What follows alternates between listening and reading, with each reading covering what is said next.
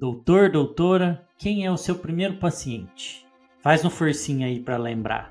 Em primeiro lugar, é você se considerar o paciente zero. Provavelmente você deve estar pensando em alguma outra pessoa, né? E a gente vai sendo absorvido por essa rotina e vai sendo envolvido e não se dá conta de que isso está nos consumindo. Alguém que você atendeu lá na faculdade, quando você estava começando, mas não é não. Puxa vida, o meu estilo de vida me trouxe o câncer de mama. É você.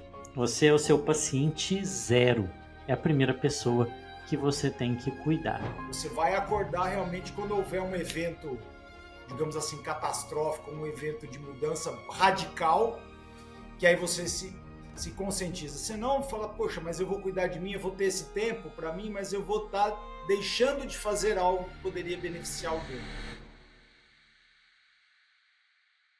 E esse vai ser o tema de hoje, do MEVREC, especial da nossa campanha de combate ao sedentarismo. Dia 10 de março é o Dia Internacional de Combate ao Sedentarismo, uma pandemia que tem feito um estrago no mundo, mas essa campanha tem um viés interessante e diferente. Nós estamos falando aqui de sedentarismo entre médicos, né? Nós, médicos, às vezes não temos um estilo de vida muito bom. E precisamos pensar sobre isso, as consequências para a nossa saúde, de por que isso acontece e as consequências para os nossos pacientes também. Então vamos lá, mais um episódio do podcast mais MEV do Brasil, o MEVREC, feito aqui pela Escola Brasileira de Medicina de Estilo de Vida, MEV Brasil. E hoje com 2 convidados especiais que eu já apresento para vocês.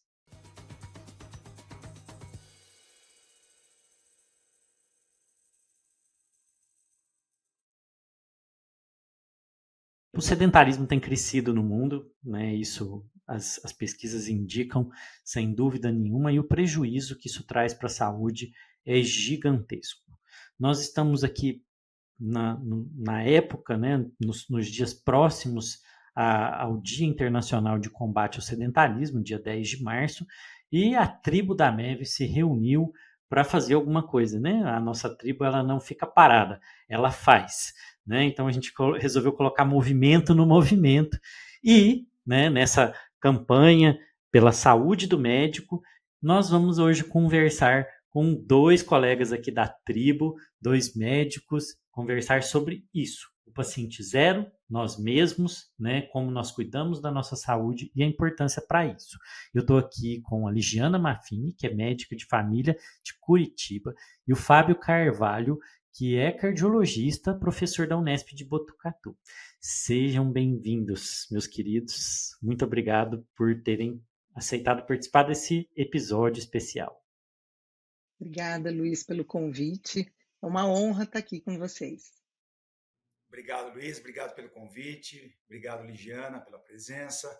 E é isso. Eu acho que essa consciência de que nós somos o paciente zero, ela faz toda a diferença para nós, na nossa prática e no cuidado ao nosso paciente. É um olhar diferente para o problema do outro, quando a gente também se identifica como o modelo que a gente deveria ser.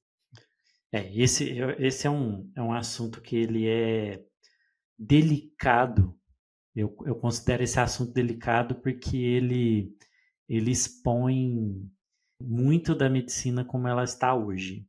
A gente viu, tem uma pesquisa que ela causou ela é assustadora, né? Se a gente for parar para pensar, uma pesquisa do CREMESP, que avaliou 10 anos de atestados de óbito entre médicos, e o que ela viu foi algo que assustou. A gente esperaria, né, que é o esperado, e eu acho que todo mundo esperaria isso, que os médicos tivessem uma boa saúde. E essa pesquisa mostrou que a sobrevida do médico ela é menor do que a média da população. Para o médico, homem, 3 a 6 anos, se eu não me engano, a menos, mas o mais assustador de tudo é da mulher. A médica vive 20 anos menos do que a média da população. Então, isso expôs aí, quando essa pesquisa saiu, ela foi muito divulgada pelo CFM, pelos conselhos regionais de medicina, e ela chama atenção. Por que vocês acham que isso acontece? O estilo de vida do médico é tão ruim assim? E vocês acham que isso vem de onde? Então, eu tenho o meu exemplo, né? Sou formada há 25 anos, fui diretamente, já comecei a trabalhar, já fui para a saúde pública, sempre procurei me manter em atividade física, mas é difícil, né? A gente sabe, a gente tem aí todos os nossos desafios, vai para cá, vai para plantão, e em 2016, mais ou menos, de 2016 a 2018, eu corria, eu era meia maratonista, né? Então eu estava em movimento, sempre fazendo ativa. O que aconteceu? Comecei a fazer muito plantão, ficava 6 dias sem dormir, não comia, estressada, né? Trabalhando o tempo inteiro. Em 2019, descobrimos um câncer de mama. E eu tinha parado de fazer atividade física, né? Então eu E é um dos corri fatores protetores, né? protetores. Ou seja, vem bem isso, né? Puxa vida, o meu estilo de vida me trouxe o câncer de mama. Aí todo esse tratamento, né, do câncer de mama, veio a pandemia, tudo, eu fiquei muito tempo parada, né? Não voltava à atividade. E aí é isso, o que nos leva a não fazer atividade? A nossa vida corrida, né? O médico tem esse fator que a gente tem que estar para lá e para cá, tem a casa, nós mulheres, né? Também temos que cuidar da casa, administrar empregada e administrar tudo, administrar essa vida aí não é muito fácil para nós. E eu acho isso é uma carga muito, muito grande para nós mulheres médicas. É uma rotina bem pesada, né? Acho que o fator que provocou essa diferença tão grande de mortalidade entre médicos e médicas tem a ver com isso, né? Tem a ver com uma outra jornada de trabalho, né? Eu acredito que isso, ele talvez fazendo uma reflexão juntos aqui, né? Mas acho que isso talvez seja um problema cultural que vem da própria formação do médico, né? Todo mundo que entra para a área da medicina sabe mais ou menos onde está entrando, né? Então é um curso muito puxado, são 6 anos de faculdade de formação geral, onde a gente Para já tem passar no que. vestibular não é fácil, você já Exato, começa a abrir mão da sua você já saúde na, começa. na, na antessala, Antes, né? Na antessala exato. você já abre mão da sua saúde. É.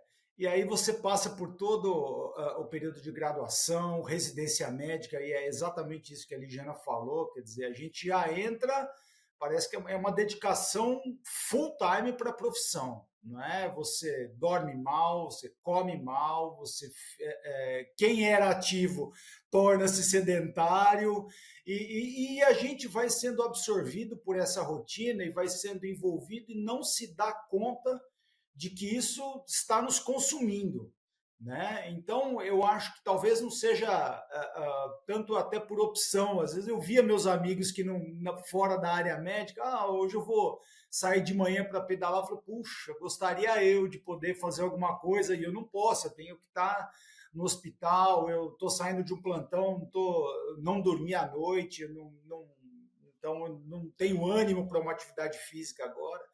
Então, isso vem desde a época de formação e se acentua no período de residência, e aquilo que a gente muitas vezes acha que é temporário, né? Uma hora vai melhorar, eu vou trabalhar menos, eu vou conseguir conciliar melhor as coisas, a gente acaba não retornando a um ritmo de atividade. Aí vão agregando outras coisas, agrega família, agregam outras atividades, né? E a gente vai sendo envolvido. Eu acho que muito disso acontece com esse envolvimento sem a gente perceber, né? A gente não simplesmente não se dá conta de que está levando um estilo de vida que se reflete exatamente nesses dados que você falou. Sim, isso é uma percepção minha, assim, né? Eu tenho uma, acho que eu gosto de ver questões também culturais envolvidas, né? Eu vejo que existe até na própria ideia do que é ser médico, que a gente deveria estar, e isso eu acho que é até visto como virtuoso, apesar de não ser. é visto culturalmente como uma das virtudes do médico, essa capacidade de autossacrifício. Vejo isso em filmes, em séries, em reportagens, que existe uma tendência cultural a colocar que isso é normal para o médico. Talvez essa ideia esteja embutida naquela coisa do sacerdócio que envolve a medicina, não é? Você não acha que pode ser por aí? Eu acho, mas enquanto você até falava isso, eu falei, que outra profissão tem isso, assim, né? Eu acho que arriscar a vida desse jeito é só se a gente fosse militar, que vai para a guerra, né? E assim, você está colocando a sua vida em risco desse jeito, porque, claro, o sacerdócio existe aquela questão de se dedicar a uma causa, entregar a vida toda para isso, mas eu acho que comprometer a saúde, colocar em vida a própria saúde, só se nós fôssemos militares mesmo. Que militar, o policial, é a outra profissão que se coloca nesse lugar. Então, eu acho que essa é uma cultura tóxica, né? Esses dias um aluno da escola falou isso, a gente às vezes leva uma relação tóxica com a medicina, né? E eu acredito esse super poder que nos dão, né? Ah, o Que a gente médico não tem. que a gente não tem, que não precisa comer, não precisa dormir, não precisa ir no banheiro, não precisa fazer atividade física, porque a gente se autorregenera, né? Então o médico, não, mas o médico ficou doente, então vem essas questões também, né, dessa cobrança. Não, você tem que estar ótimo o tempo inteiro e fazendo tudo. Não tira férias. Nossa, meu médico tirou férias. Que coisa, que absurdo, né? Você tem que estar sempre disponível, né? E na verdade, assim, acaba acontecendo isso, né? A gente não tem. Eu não lembro a última vez que eu tirei férias em que eu não tive alguma coisa de trabalho para fazer durante as férias. Porque o paciente vai precisar, ele confia em você, beleza, tudo bem. É a parte do sacerdócio aí envolvida.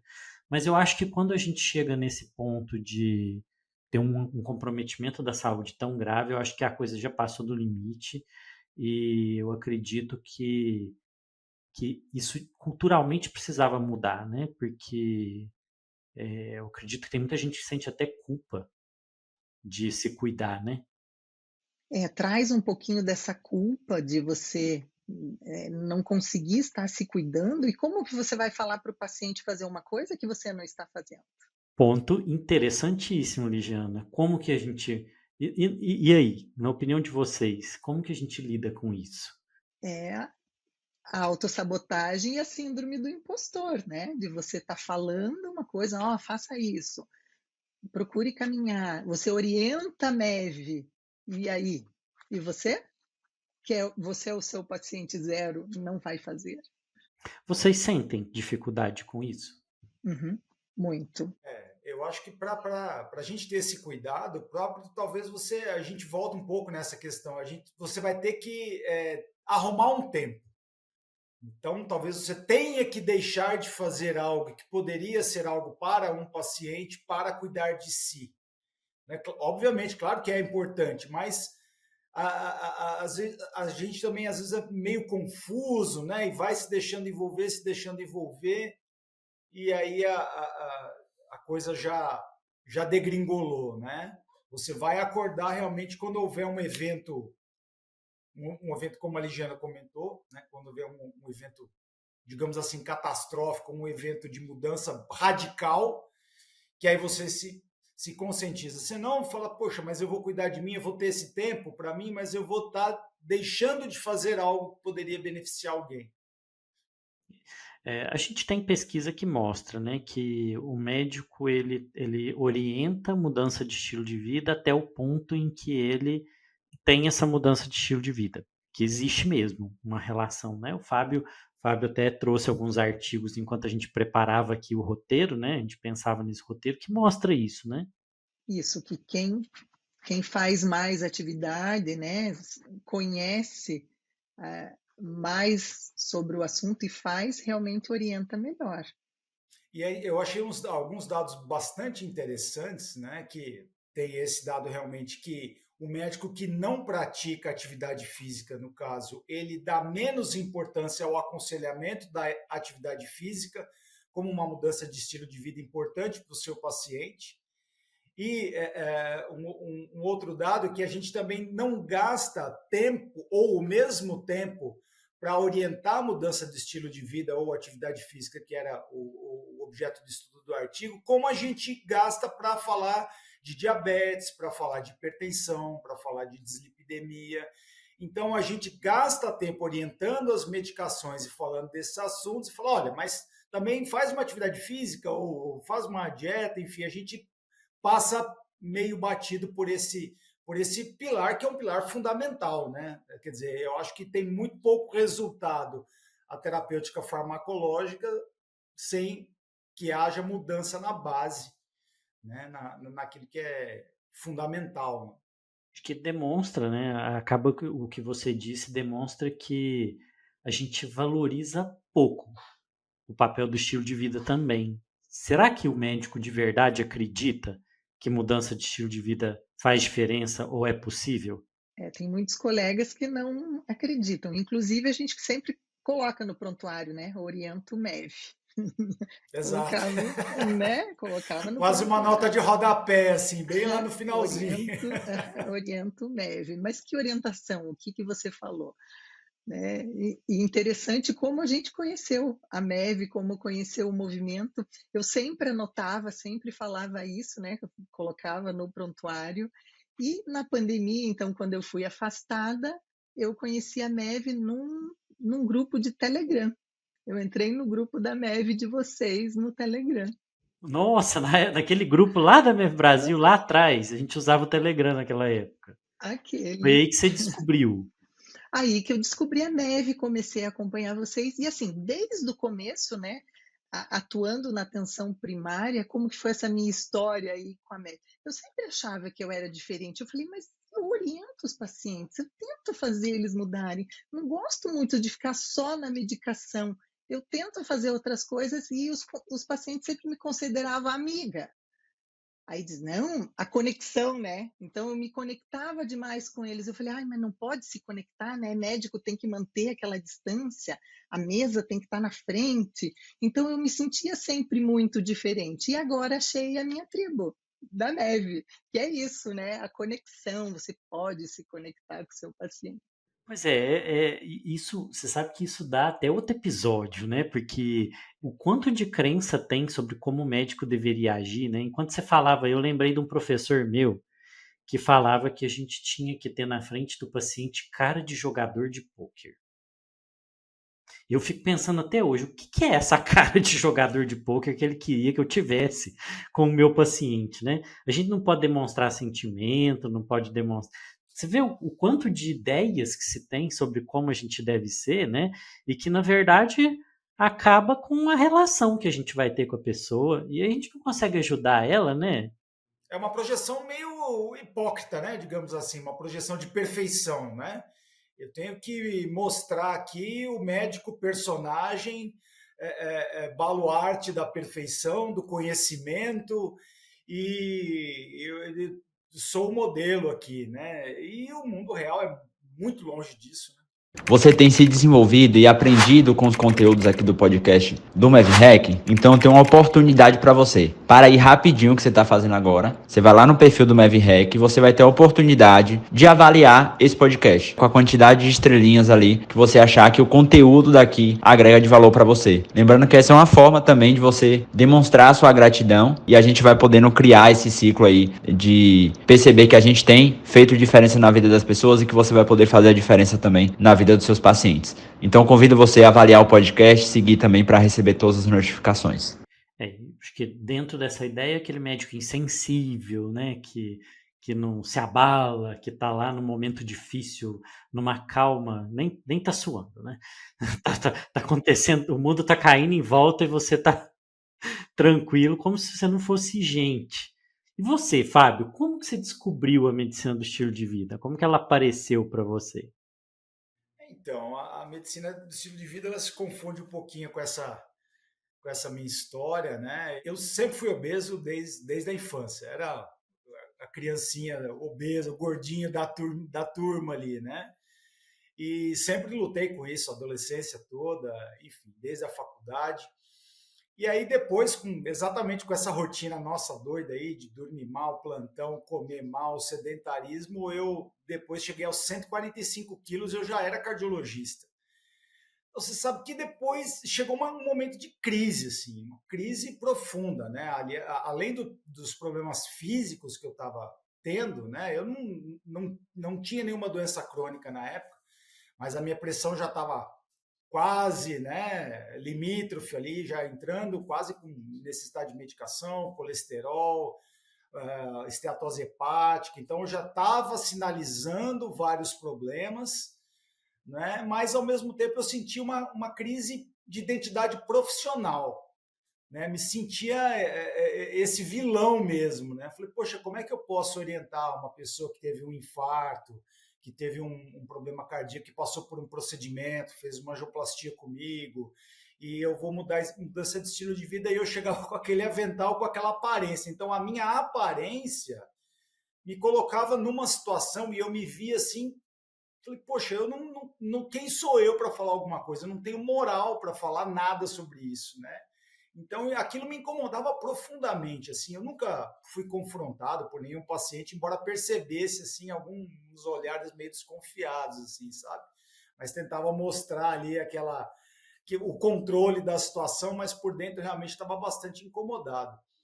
E aí eu já estava com obesidade, com IMC já em indicação de cirurgia bariátrica, eu passei pela cirurgia bariátrica, aí eu encontrei o esporte, e aí realmente a minha vida se transformou completamente, né? Desde corrida de rua, triatlo, e aí eu senti que eu precisava de desafios assim para me manter. Cheguei a completar o Ironman, e foi muito legal, né? Foi muito legal entender isso, mas entender que o mais importante não foram as provas ou as medalhas, nada disso, mas é exatamente essa jornada que me levou até isso, né?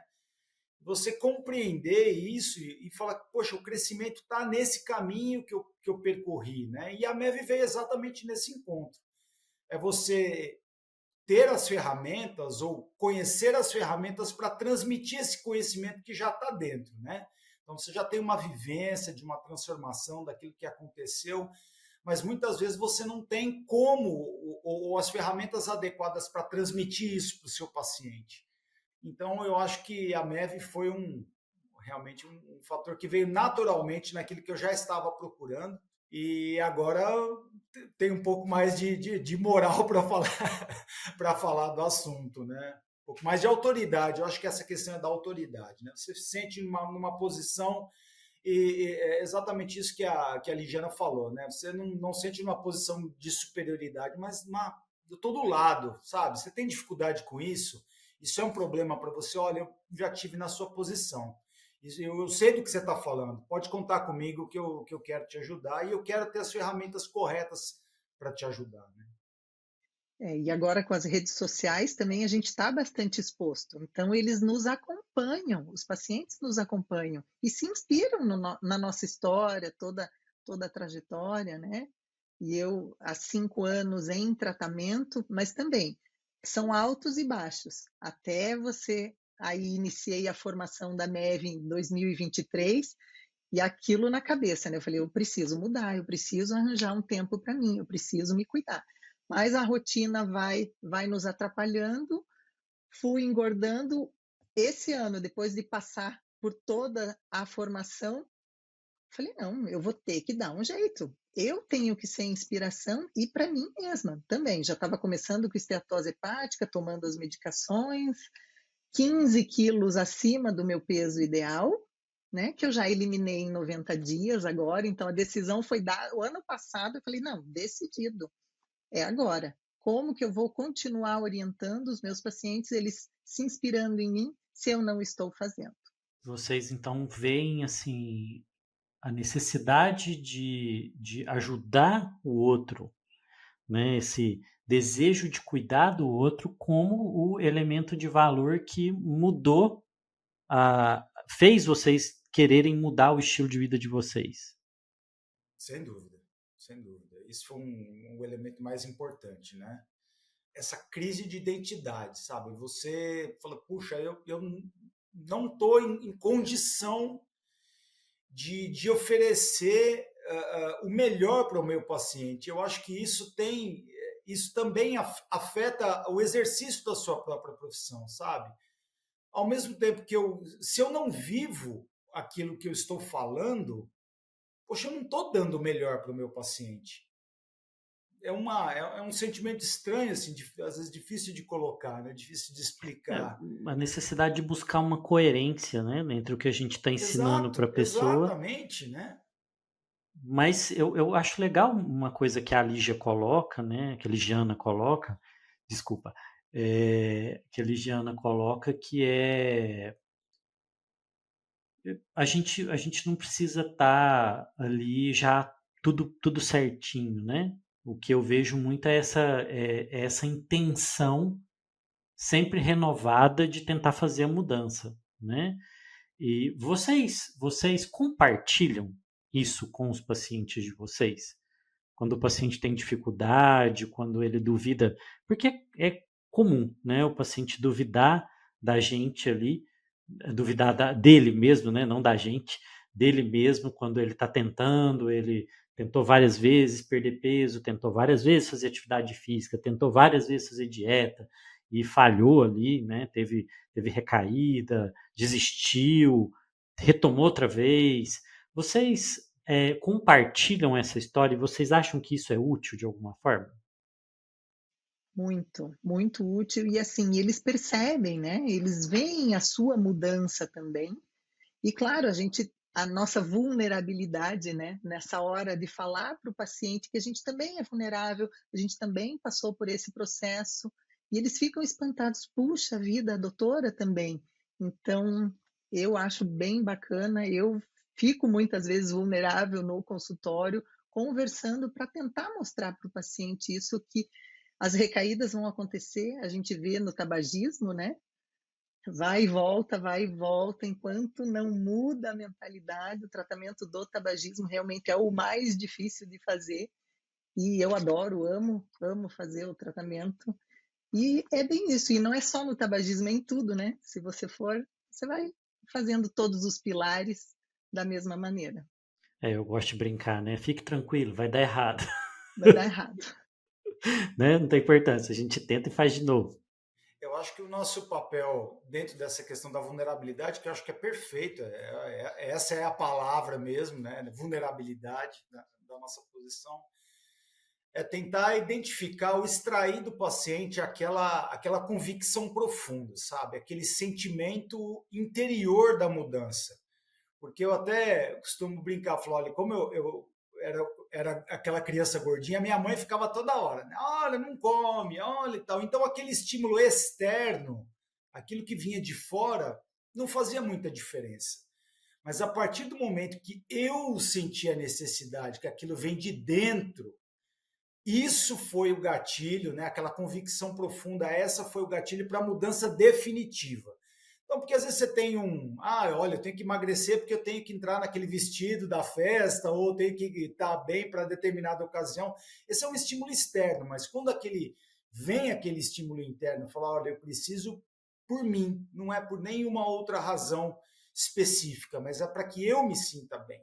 Então, eu acho que essa coisa do exemplo, né, de você colocar nessa posição de amigo, de vulnerável, de estar junto com o paciente para tentar extrair dele esse sentimento de que ele precisa mudar por ele, para a família dele, para estar perto das pessoas que ele ama, para poder brincar com o filho, para poder curtir um netinho.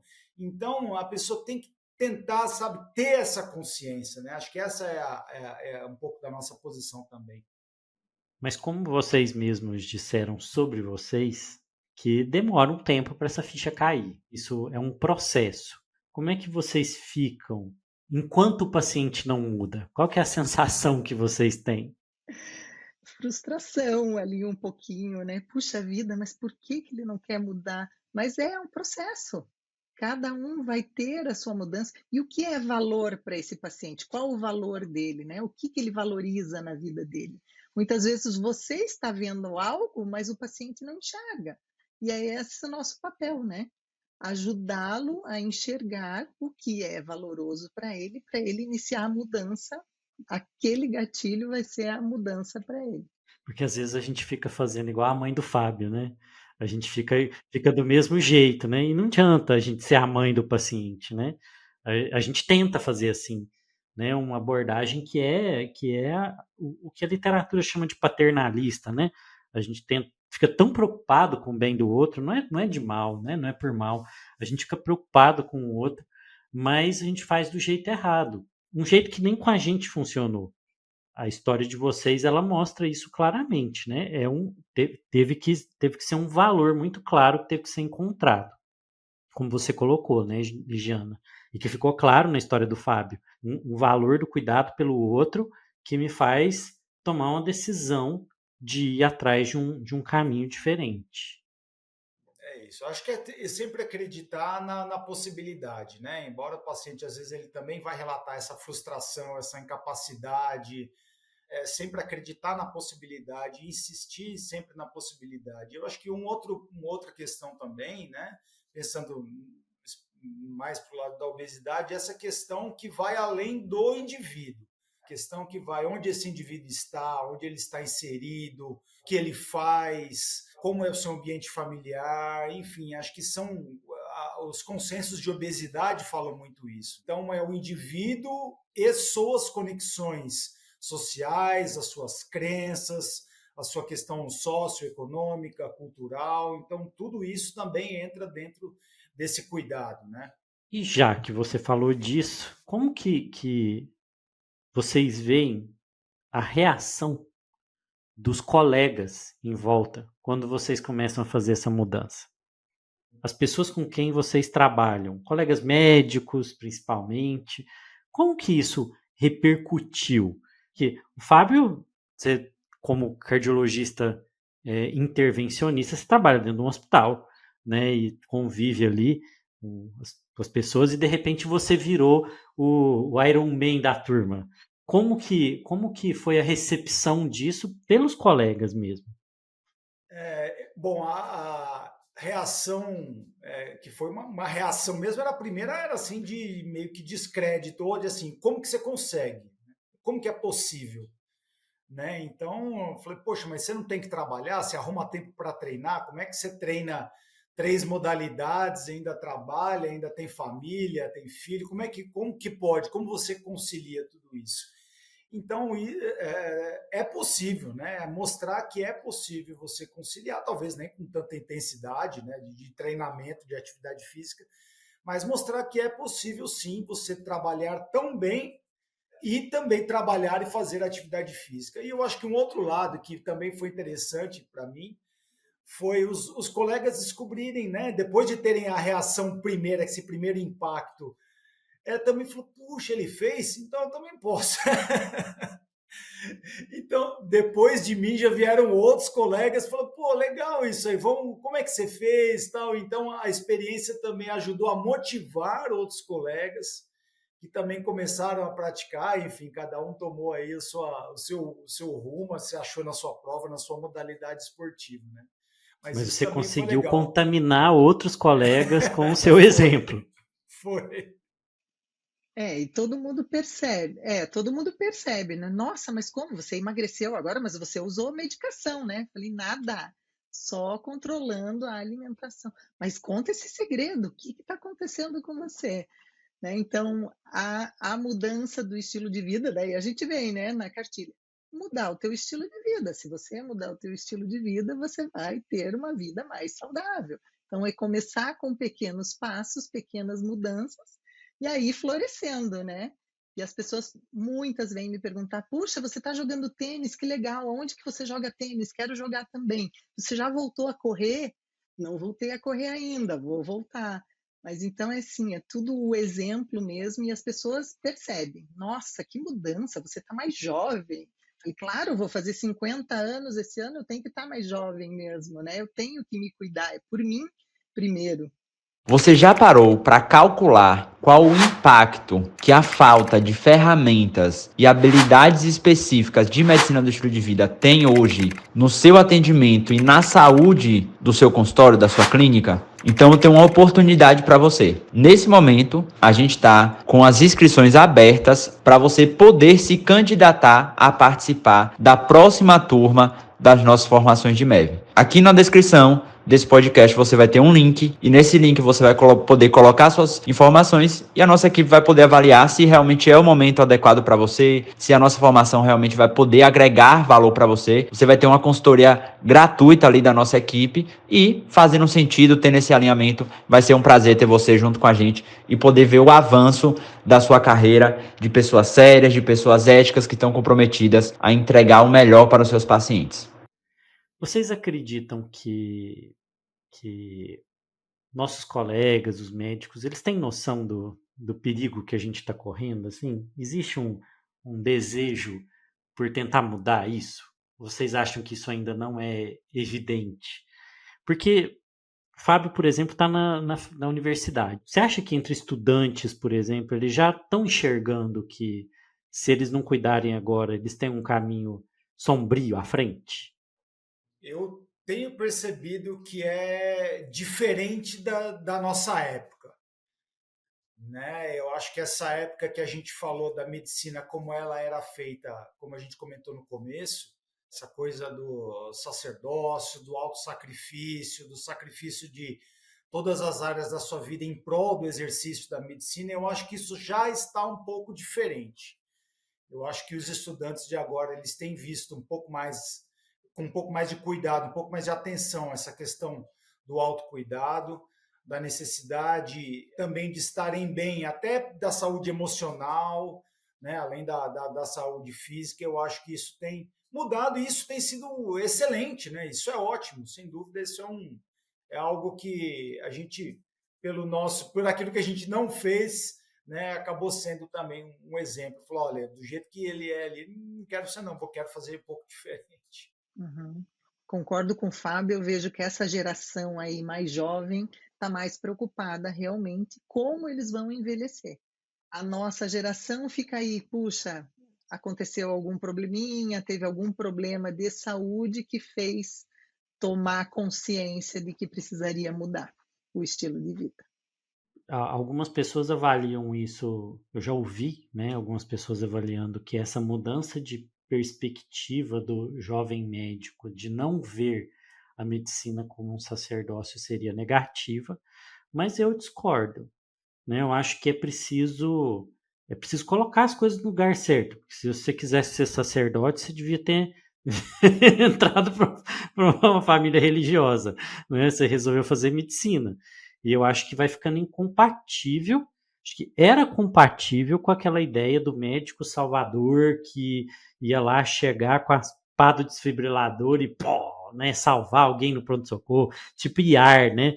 Igual no plantão médico, no seriado e tal, com um custo horrível para a vida, mas eu acho que o próprio momento que a gente está vivendo, em que a preocupação das pessoas com saúde é cada vez maior, se o médico também não acompanhar isso, é aquilo que a gente estava discutindo, né? É incompatível com o que se espera do médico da agora para frente. Não, sem dúvida. Tem que ter, a gente tem que ter esse cuidado. Acho que a nossa geração, a geração que nos antecedeu, os meus professores erraram muito nesse sentido, né? Muitos dos meus professores já faleceram, novos inclusive, por doenças que poderiam ter sido evitadas, né? Câncer, sabe aquela pessoa que ficou, o meu chefe mesmo, uma pessoa que era uma pessoa extremamente dedicada, ficava no hospital mais tempo do que ficava na casa dele, descobriu um câncer já em fase terminal e faleceu em pouco tempo. E outros professores que a gente já viu, pessoas que se dedicaram há tanto tempo, eram exemplos, né, na parte técnica, na parte profissional, mas que descuidaram dessa parte. Então, acho que é possível a gente ter o lado, essas características do sacerdócio, na questão de se importar com o sofrimento do outro, ter a empatia, mas, ao mesmo tempo, colocar um limite. E eu também vou cuidar de mim. Eu não vou abrir mão de determinadas coisas da minha vida para exercer a minha profissão. Esse limite ele ficou mais claro, né? Antigamente ele não era, ele se confundia, né? A profissão ela contaminava várias partes da nossa vida. Agora, esse limite parece que ele está mais claro, né? Eu vou até aqui, mas a partir daqui eu também preciso pensar em mim, na minha família, né? Até porque não é saudável, né? Se um invadir o outro. Você me fez lembrar, eu estava no internato e eu lembro de um senhor que estava passando corrida de leito na clínica médica, na enfermaria, e era um domingo. Eu acho que era na época do Natal ali, aquela semana entre Natal e Ano Novo. O paciente chamou eu e um colega meu, a gente estava olhando os pacientes ali junto, chegou e falou, depois da corrida de leito, depois ele chegou e falou assim, ó, deixa eu dar um conselho para vocês dois, não fica igual esse professor seu aí de vocês não, viu? Ele não tem mais nada da vida para fazer, ele vai acabar com a vida dele aqui dentro desse hospital, vocês vão aprender a viver. Nunca esqueci isso. Nunca esqueci isso que ele falou. Porque eu acho que é isso. A vida ela precisa de um equilíbrio. Isso é que é o saudável. Você ter a prioridade, e assim, o que ajuda bastante é fazer uma agenda, né? Colocar na agenda que você vai fazer o exercício. Aquele momento é teu, né? Não interessa o que aconteça, claro, algumas coisas podem acontecer para a gente mudar aquela agenda, mas ser a sua prioridade. Você se colocar na agenda também. Você leu meu pensamento, Ligiana. Eu ia perguntar para vocês agora, que a gente está chegando no finalzinho aqui do episódio. Eu ia perguntar para vocês justamente isso. O que vocês veem que são princípios que vocês tomaram para vocês que ajudaram a garantir que a saúde de vocês está em primeiro lugar? Quais são assim as diretrizes para cuidar do paciente zero, na opinião de vocês? Se a gente puder dar essa receita aí para quem está ouvindo a gente. Em primeiro lugar, é você se considerar o paciente zero, você se colocar na sua agenda, colocar as suas prioridades, né? Não tem negociação para o sono, você tem que dormir, não tem negociação para a alimentação, tem que se alimentar corretamente, tem que se alimentar direitinho. A atividade física, o movimento, a espiritualidade, né? Eu sempre coloco ali na minha agenda um momento de meditação, é acordar, eu já tenho que fazer minha meditação, eu já tenho que fazer meu devocional. Então, são passos durante o dia que, se você não faz, você fica totalmente perdido, né? E é isso, como eu quero envelhecer, como eu vou transmitir para os meus pacientes, como que eu vou conseguir cuidar do outro se eu não cuidar de mim? Eu já fiz um câncer de mama, né? O que mais eu vou fazer se eu não mantiver, então, as minhas diretrizes ali de cuidado, de autocuidado? É agendar. Tem agenda e rotina, tem que fazer parte. Do mesmo jeito que você tem a agenda para atender o paciente 2, 3, 4 no consultório, você tem que ter a agenda para cuidar do paciente zero. Gostei dessa. Gostei Olha, dessa. uma coisa que eu gosto é a agenda de escrever, viu? Todo mundo usa muito celular e computador, mas eu não dispenso a minha agenda de realmente anotar ali. Eu não fico sem. Não, E o já pior é que a minha é tentei. toda colorida, porque eu gosto de colorir. Então, talvez a gente chegue nisso, né? Literalmente, coloque-se na sua agenda. Hoje vai ter do horário tal a tal, eu vou fazer determinada atividade para cuidar de mim. É estabelecer o compromisso, né? Eu acho que não tem outro segredo, né? Eu acho que não tem outro segredo a não ser esse. É marcar o horário para você cuidar do paciente zero, né? Ele tem que estar lá em primeiro lugar. Joia, pessoal. Eu gostaria muito de agradecer a participação de vocês. Eu acho que o exemplo de vocês dois vai inspirar muitos colegas que vão ouvir esse episódio e mostrar que isso é urgente, né? A gente não pode ficar deixando isso para muito depois, não. A gente tem que colocar o paciente zero com prioridade. Até porque o corpo é o nosso principal instrumento de trabalho. A gente não pode esquecer isso, né? É o corpo que a gente usa para cuidar do outro. Eu agradeço, Fábio, aí a participação também. Obrigada, Luiz. Uma honra estar aqui com vocês. Eu agradeço demais, Luiz, Ligiana, um prazer dividir essa tela com vocês. Acho que é muito legal a gente falar sobre MEV. E algo que eu estava me lembrando também, eu sempre, por fazer procedimentos intervencionistas em cardiologia, muitos pacientes se repetem, né? Os pacientes voltam. Então, ele teve um evento, ele vai ter um segundo evento, ele vai ter um terceiro evento, e eu olho para aquele paciente e falei, puxa vida, mas ele volta, ele continua fumando, teve um evento, ele continua fumando, continua não controlando a sua pressão, continua não controlando as suas outras doenças crônicas, né? E é o momento de, muitas vezes é o meu momento de me colocar naquela posição. Falei, puxa, eu não quero me ver assim, não quero ser uma pessoa que vai levando a vida e de repente tá numa cama, tá, né, por coisas que eu poderia evitar. Claro que as contingências estão aí, estão para todo mundo, mas naquilo que eu posso mudar, naquilo que eu posso fazer, é minha obrigação para mim, e isso sem dúvida também vai refletir no cuidado com o meu paciente.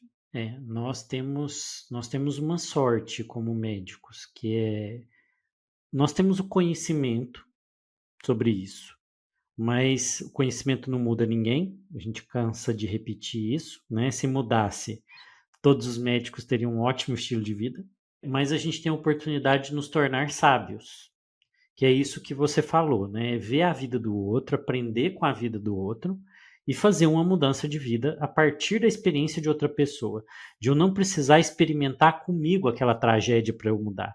Eu ver a tragédia acontecendo na do outro, refletir isso na minha vida e falar, isso eu não quero para mim. Né? Eu acho que é o ponto de usar a virtude da sabedoria aqui. Né? Acho que esse é a grande lição. E eu acho que fica essa mensagem, né? Fechando isso tudo, você tem que colocar o paciente zero na sua agenda. E, por favor, aprenda, se torne sábio. Você tem muito conhecimento, ganhe sabedoria com a experiência que você tem da vida dos pacientes e não queira escrever a sua história da forma como eles escreveram, infelizmente. E reescrever a sua história de uma outra forma vai inspirar outros pacientes, você vai ajudar outras pessoas.